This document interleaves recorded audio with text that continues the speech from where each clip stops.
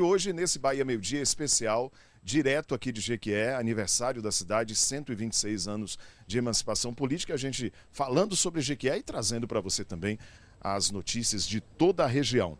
Da Fazenda Borda da Mata surgiu Jequié, uma história de desbravadores, trabalhadores e de gente muito determinada. Uma cidade que se reconstruiu depois de ser invadida pelas águas. Uma trajetória marcada por muitos acontecimentos históricos, de personagens instigantes, intrigantes e também intelectuais. A Cidade Sol, você sabia que já foi capital do estado por uma questão estratégica, uma questão política, isso lá no início do século passado? Pois é, essa é uma curiosidade aqui de Jequié. São 126 anos de muita luta, muito trabalho e muito desenvolvimento. É no chamado Sertão da Ressaca, região que no século XVIII pertenceu à grande faixa de terras do bandeirante João Gonçalves da Costa, que está Jequié. No início era a Fazenda Borda da Mata, de José de Sá Bittencourt, um inconfidente que fugiu da fúria da coroa portuguesa em Minas Gerais. Com a morte de Bittencourt, coube a um dos filhos a porção de terra chamada Fazenda Jequié. Nesse local, no encontro do Rio Jequiézinho com o Rio das Contas, surgiu um ponto de pouso de tropeiros e uma movimentada feira, que logo se transformou no arraial que pertencia ao município de Maracás. Esse arraial cresceu e em 1897 se tornou município no governo de Luiz Viana. Banhado pelo Rio das Contas, entre a Caatinga e a Mata Atlântica, passou a ser o centro de uma microrregião, sob forte influência dos italianos, que imigravam naquele período para o Brasil. Em 1912, Jequié foi capital da Bahia por uma semana. O governo foi transferido provisoriamente para a Cidade Sol por brigas políticas em Salvador. A capital chegou a ser bombardeada pelo governo federal. Em 1914, a Cidade Sol enfrentou a fúria das águas. Muita chuva elevou o nível do Rio das Contas. A cidade foi quase toda inundada. Os moradores foram para as partes mais altas. Depois da enchente, veio a reconstrução. Sob as bênçãos do padroeiro Santo Antônio, foi erguida a nova igreja matriz, hoje Catedral de Santo Antônio. Ruas mais largas e novas praças, casas e estabelecimentos comerciais estavam novamente de pé. A cidade ressurgiu e o futuro começava. Jequié foi ponto de escoamento da produção de várias regiões do estado. Aqui ficava a ponta de trilho da estrada de ferro Nazaré.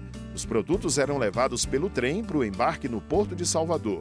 Veio a primeira emissora, a Rádio Baiana de Jequié. Crescimento do comércio, abertura de rodovias. Surgiram os primeiros serviços de saúde. Em 1947, foi inaugurado o Hospital Geral Prado Valadares, hoje um dos maiores e mais modernos da Bahia. Chegaram as primeiras agências bancárias. Escolas como o Centro Educacional Ministro Espínola, os SEMES da rede particular, o Colégio Castro Alves e o Instituto de Educação Regis Pacheco, escolas públicas. A Faculdade de Formação de Professores foi um marco no ensino superior e, tempos mais tarde, se tornou a UESB. A construção da ponte sobre o Rio das Contas interligou a cidade. No final da década de 1960, foi inaugurada a Barragem da Pedra. A obra ajudou a controlar as cheias do Rio das Contas e também é uma usina hidroelétrica do sistema Chesf. A água abastece Jequié e é usada em sistemas de irrigação. O espelho d'água tem 72 quilômetros de extensão e passa por outros municípios. A trajetória de Jequié é marcada por momentos históricos e grandes personagens. Entre eles, Anésia Cauaçu, mulher forte e valente. Ela liderou um grupo de cangaceiros contra os desmandos dos coronéis que dominavam a região na primeira metade do século passado.